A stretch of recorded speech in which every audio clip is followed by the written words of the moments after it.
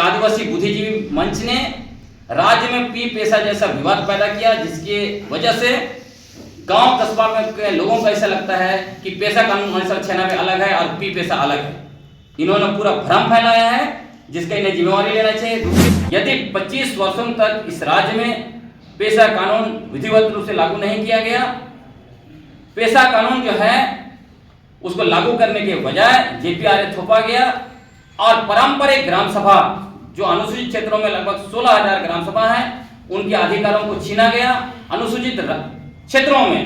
बाहरी जनसंख्या भर गया। यहाँ की जमीन, इलाका और प्राकृतिक संसाधनों पर खनिज संसाधनों की लूट हुई है, तो इसमें निश्चित तौर पर आदिवासी बुद्धिजीवी मंच भी एक जिम्मेवार है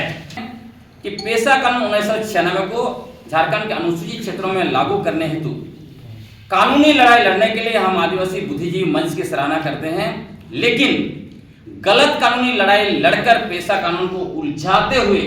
पारंपरिक ग्राम सभाओं को उनके अधिकारों से वंचित रखने हेतु इनको हम लोग जिम्मेवार भी मानते हैं। हम बहुत स्पष्ट कहना चाहते हैं कि आदिवासी बुद्धिजीवी मंच ने राज्य में पी पेशा जैसा विवाद पैदा किया, जिसके वजह से गांव कस्बा में के लोगों को ऐसा लगता है कि पेशा कानून 1996 अलग है और पी पेशा अलग है।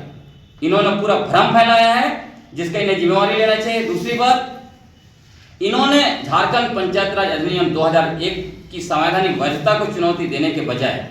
पेशा कानून 1996 का धारा 4O के तहत स्वशासी परिषद को लेकर एक तरह से विवाद पैदा किया, उलझाया और उसको लेके दूसरे लोग भी आरोप लगाते रहते हैं। और जब सूरेन केस में स्पेशल आपको हम बताना चाहते हैं, सूरेन केस में जब माननीय झारखंड हाई कोर्ट ने स्पष्ट कहा कि जेपीआरए 2001 में पेशा कानून 1996 के सारे प्रावधान समाहित किए गए हैं, तब आदिवासी बुद्धिजीवी मंच ने यह जानते हुए भी कि पेशा कानून के मूल प्रावधान इसमें समाहित नहीं किए गए हैं, उन्होंने सुप्रीम कोर्ट में इसे चुनौती नहीं दिया और दोबारा पेशा कानून का धारा 4O को ही लेकर उन्होंने कहा कि एक नया कानून बनाइए। जब कानून ऑलरेडी है उसमें नया कानून बनाने जाएंगे तो क्या होगा, सुप्रीम कोर्ट ने खारिज कर दिया। और इसी को लेकर पंचायत राज विभाग के अधिकारी उछल कूद करते रहे कि हार गए ये लोग, पेशा जेपीआरए जो है कि अनुसूचित क्षेत्र के लिए कानूनी वैध है। तो इसलिए हम लोग जो है कि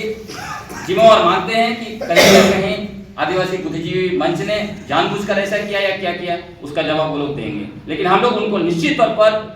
यदि 25 वर्षों तक इस राज्य में पेशा कानून विधिवत रूप से लागू नहीं किया गया,